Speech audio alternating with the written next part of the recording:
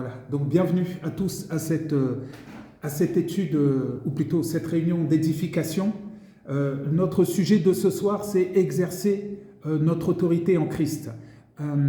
J'avais à cœur de continuer la semaine dernière notre étude sur l'Épître aux Hébreux, mais le Saint-Esprit m'a fortement, très fortement même, poussé à faire ce mot d'édification, ce mot d'encouragement. Alors, on va lire un verset, on va partir d'un verset, nous sommes ensemble en même temps en ligne avec nos amis de Zoom. Nous allons lire un verset, nous allons partir dans Luc chapitre 10, verset 19. Exercer notre autorité en Christ. Voici, je vous ai donné le pouvoir de marcher sur les serpents et sur les scorpions et sur toute la puissance de l'ennemi, et rien ne pourra vous nuire. Alors, je vous ai donné. Le Seigneur nous a donné. Donc, c'est un acquis. C'est un acquis, c'est à moi et c'est en moi. Amen. C'est à moi et c'est en moi. Alors, j'ai besoin de victoire, mais je ne la demande plus, cette victoire. J'ai besoin de guérison, je ne la demande plus non plus. J'ai besoin de délivrance, j'ai besoin de tellement de choses. Eh bien, toutes ces choses dont j'ai besoin, je les ai déjà acquises. Je ne les demande plus, je les prends. Je les prends. Et ce que je dis là, je le proclame. Je le proclame. Je proclame ce que je sais, et ce que je sais, frères et sœurs, c'est ce que je crois. Ce que je sais, c'est ce que je crois. Amen. Je crois que Jésus-Christ est mort à la croix pour moi, qu'il est ressuscité le troisième jour. Je crois qu'il a vaincu la mort et donc toutes les maladies qui mènent à la mort. Et je crois aussi que Jésus a vaincu celui qui a la puissance de la mort, c'est-à-dire le diable. Jésus a vaincu le diable, frères et sœurs. Ce que l'on demande, souvent, on l'a déjà reçu, frères et sœurs. Et d'autres fois, quand on ne reçoit pas, c'est parce qu'on demande mal. On demande avec la chair au lieu de demander avec l'esprit. On attend que Dieu nous donne des choses et de l'autre côté, il y a Dieu qui nous attend. Il attend que l'on vienne chercher ce qu'il nous a déjà donné. Voyez, le fruit a déjà été donné sur l'arbre. Pour l'avoir, il faut monter et aller le cueillir. La récompense vient toujours d'en haut, frères et sœurs. On visualise ce fruit, cette récompense, cette victoire, et ensuite, on la verbalise. On visualise, ensuite on verbalise, frères et sœurs. Ce qui est à nous dans la vision sera à nous dans le réel, frères et sœurs. Nous devons prendre ce qui nous a déjà été donné. Ça paraît tellement simple à dire, mais c'est tellement vrai. Emparons-nous de ce que Jésus nous a déjà donné, frères et sœurs. Nous devons marcher dans notre identité. C'est le propre de ce message. L'ennemi est un menteur. Le diable est un menteur. Il va se servir du doute. Il va se servir de la peur, de l'ignorance pour nous embrouiller. Et nous embrouiller au plus haut point, chers amis. Son but, c'est de semer la confusion entre nous et le Seigneur. Voilà son but. Il veut faire de nous des victimes. Sauf que nous ne sommes plus des victimes.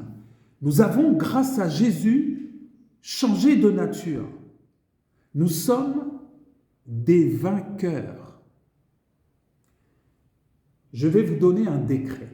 Romains 8, 37. Écoutez ça, frères et sœurs. Mais dans toutes ces choses, nous sommes plus que vainqueurs par celui qui nous a aimés. Car j'ai l'assurance que ni la mort, ni la vie, ni les anges et les dominations, ni les choses présentes, ni les choses à venir, ni les puissances, ni la hauteur, ni la profondeur, ni aucune créature, le diable y compris, les démons y compris, ne pourra nous séparer de l'amour de Dieu. Nulle créature, frères et sœurs, ne pourra nous séparer du Seigneur, manifesté en Jésus-Christ, notre Seigneur. Alléluia. Ça, c'est plus qu'un verset, c'est un décret, mon ami. Nous sommes sur l'échiquier d'une guerre spirituelle ancestrale. Et le Seigneur, le Maître, nous a positionnés, chacun d'entre nous, sur les cases des vainqueurs. Alléluia, rien que ça. Avant de commencer un match, une compétition, le sportif, vous savez ce qu'il va faire? Il va visualiser sa victoire. Il y aspire tellement qu'il croit qu'il est déjà le gagnant. Mais avant d'arriver à cette certitude, frères et sœurs, il va se donner à 200% pour remporter cette victoire. Il espère, et plus encore, il croit qu'il va gagner. Et il a raison. Ce que tu crois, c'est ce qui va t'arriver. Il va nettoyer son esprit de tout doute, de toute crainte, et il va visualiser la première place, frères et sœurs. Nous aussi, nous devons visualiser la victoire. Et notre victoire à nous, elle s'appelle Jésus-Christ. J'ai une question. Avec quelle arme, je dirais même plus, quelle est notre arme principale pour remporter cette victoire? Quelle est notre arme principale pour remporter cette victoire? Éphésiens 6, 17. Prenez aussi le casque du salut, je vous le lis, et l'épée de l'esprit qui est la parole de Dieu. L'épée de l'esprit est la parole de Dieu. C'est notre épée, une parole que nous devons exprimer. Une parole, c'est fait pour être exprimée. Et elle est comment cette épée? On aimerait bien savoir. Il nous a donné une épée. Elle est comment cette épée? Eh bien, je vais vous le dire. Hébreux 4, 12. Car la parole de Dieu est vivante et efficace. Alléluia. Cette épée, elle est plus tranchante qu'une épée quelconque. C'est pas n'importe quelle épée, c'est plus tranchante qu'une épée quelconque à deux tranchants. Elle pénètre jusqu'à partager âme et esprit, jointure et moelle, et elle juge les sentiments et les pensées du cœur. C'est la seule épée qui peut faire ça, la seule. Frères et sœurs, ce que je suis en train de vous dire, c'est ce que tu dis, c'est ce qui va t'arriver. Proverbe 18, 21. La mort et la vie sont au pouvoir de la langue. Quiconque l'aime en mangera les fruits. La mort et la vie sont au pouvoir de la langue. Cette parole de Dieu, Dieu l'a écrite sur nos cœurs, frères et sœurs, écoutez bien, pour qu'on la proclame.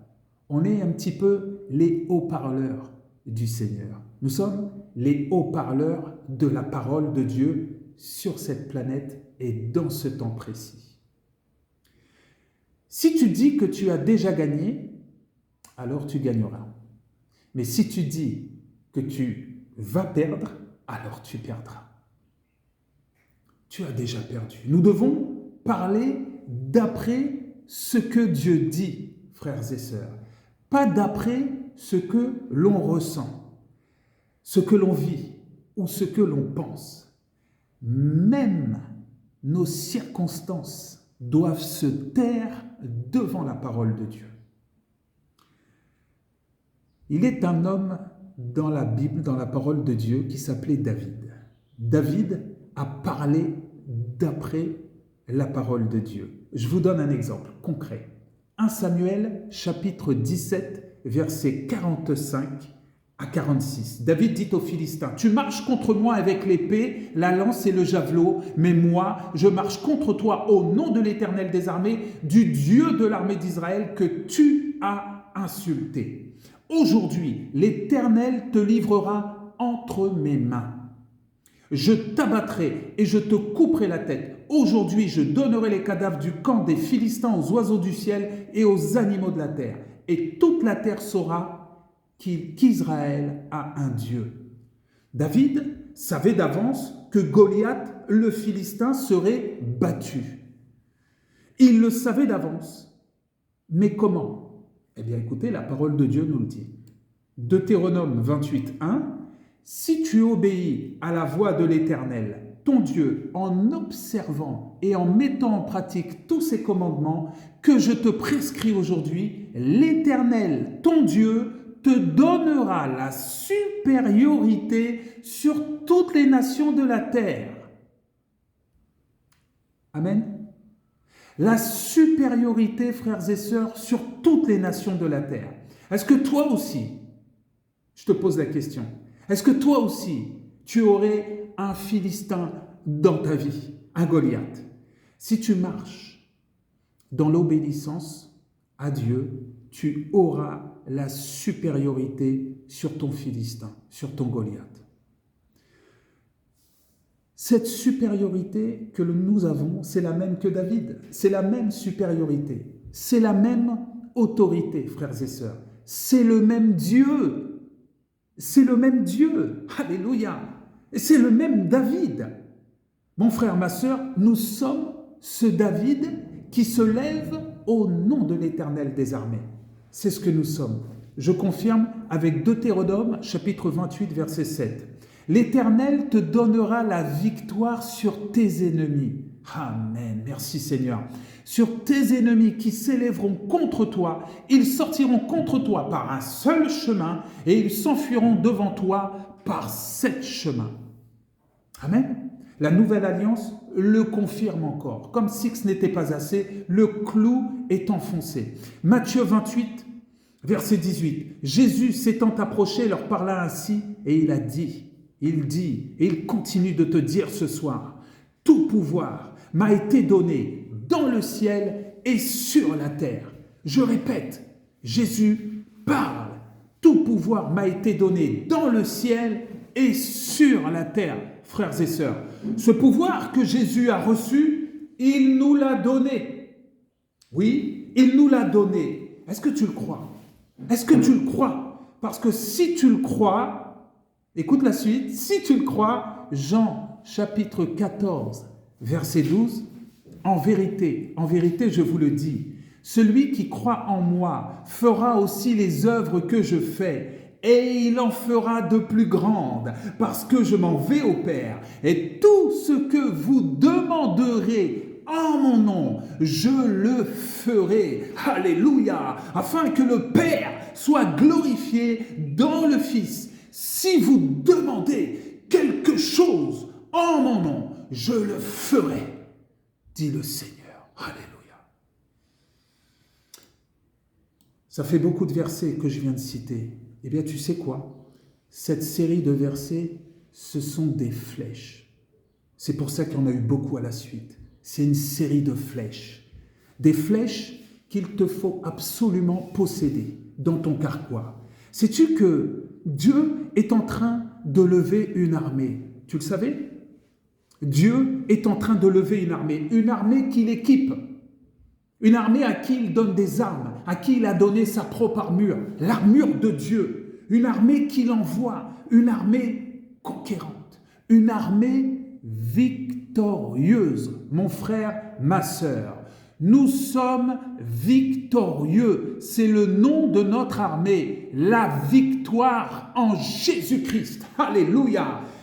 Écoute-moi bien, je t'invite à aller lire, méditer, mâcher, manger, avaler, digérer Romains 8, 19.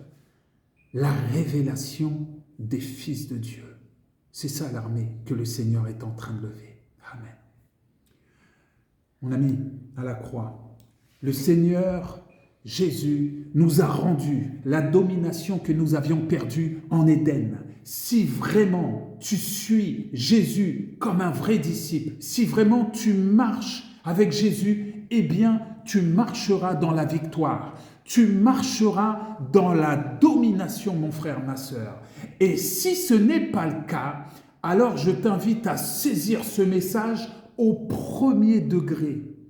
Au premier degré, mon frère, ma sœur, empare-toi de ce message et je te garantis, au nom de Jésus, que ce message va t'amener à la transformation que le Saint-Esprit veut opérer en toi maintenant, pas demain, maintenant, maintenant. Un réalignement total avec le Seigneur, un rafraîchissement, mon frère, ma sœur, une huile fraîche, un renouvellement, une libération totale au nom de Jésus. Au nom de Jésus, mon frère, ma sœur.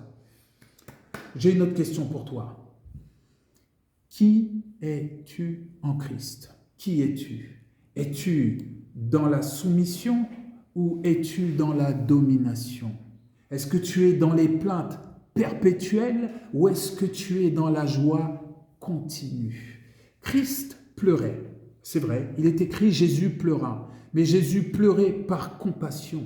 Jésus ne pleurait pas par soumission, mes amis. N'est-il pas temps de reprendre le contrôle ou plutôt de laisser le Seigneur reprendre le contrôle? Est-ce que tu crois qu'il n'est pas temps? Moi, je te dis, il est temps maintenant. Écoute ça, Jacques, chapitre 4, verset 7. Soumettez-vous donc à Dieu, résistez au diable et il fuira loin de vous. Je le répète. Soumettez-vous donc à Dieu. 1, 2, résultat, résistez au diable. Ensuite, la suite, la conclusion, qu'est-ce qui va se passer si tu fais ces deux choses? Il fuira loin de vous.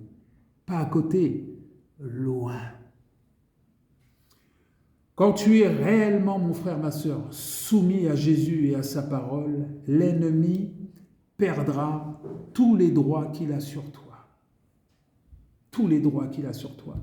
Ta maladie perdra tous ses droits sur toi.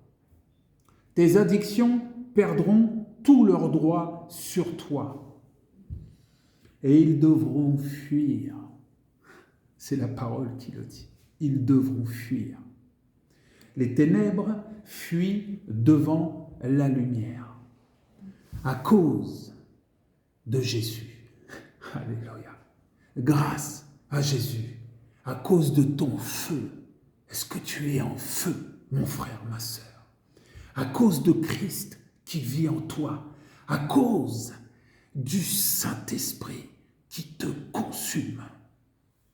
J'ai une autre flèche que tu dois rajouter dans ton carquois. Hébreux chapitre 1 verset 7. De plus, il dit aux anges, Dieu dit aux anges, celui qui fait de ses anges des vents et de ses serviteurs une flamme de feu.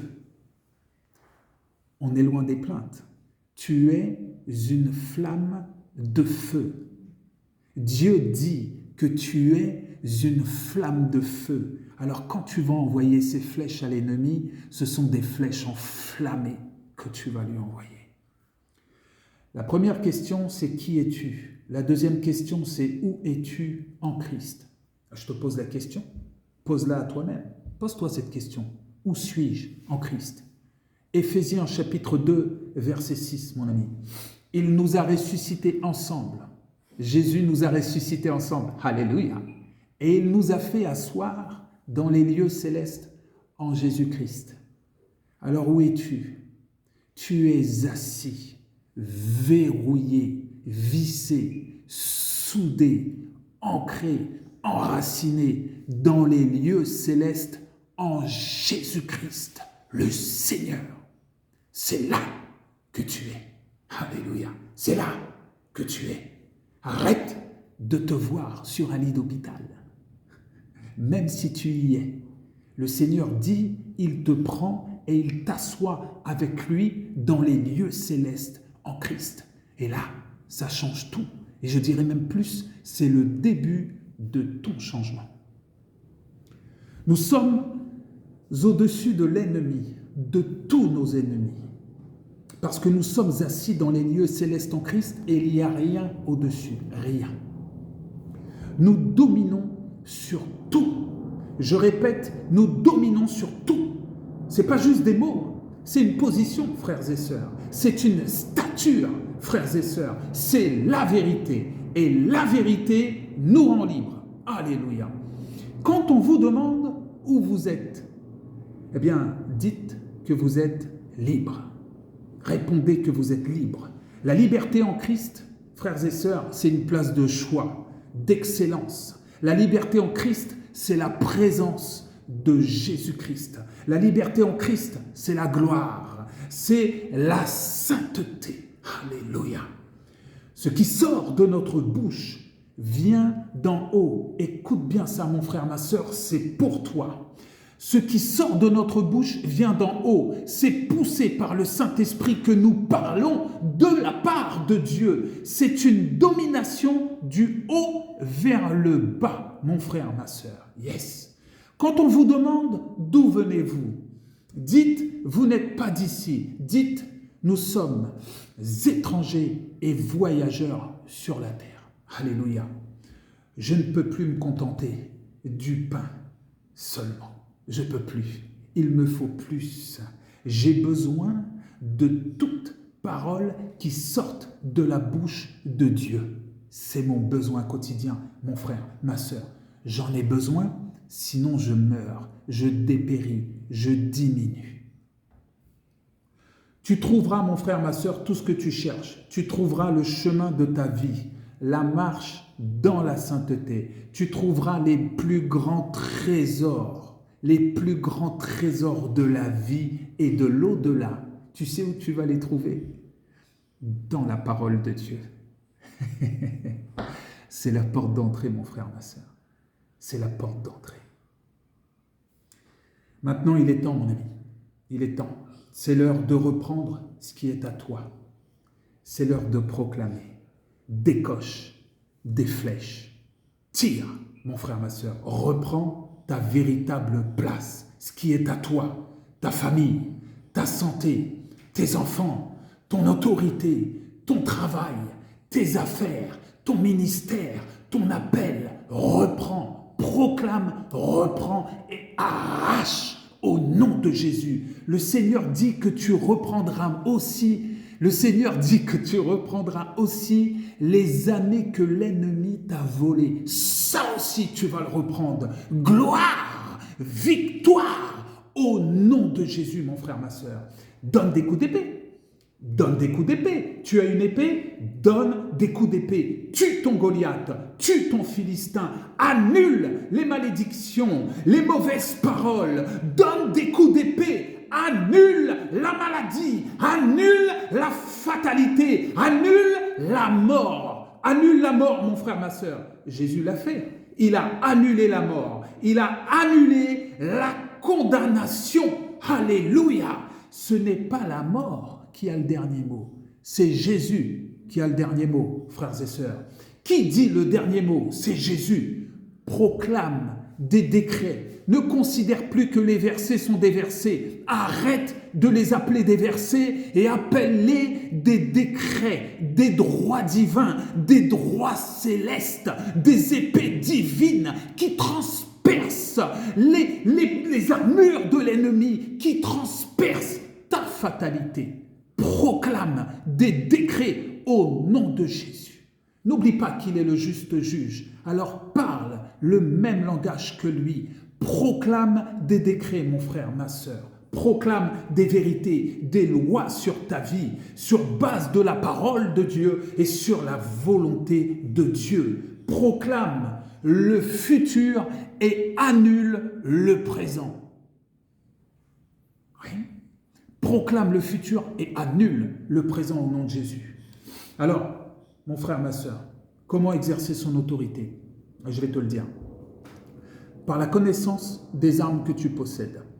Osée 4,6. Mon peuple est détruit parce qu'il lui manque la connaissance. Si tu ne connais pas ton identité, ce verset nous dit que tu mourras. C'est aussi simple que ça. Si tu ne connais pas ton identité, tu mourras. Alors, quelles armes? Quelles armes? Concrètement, quelles armes?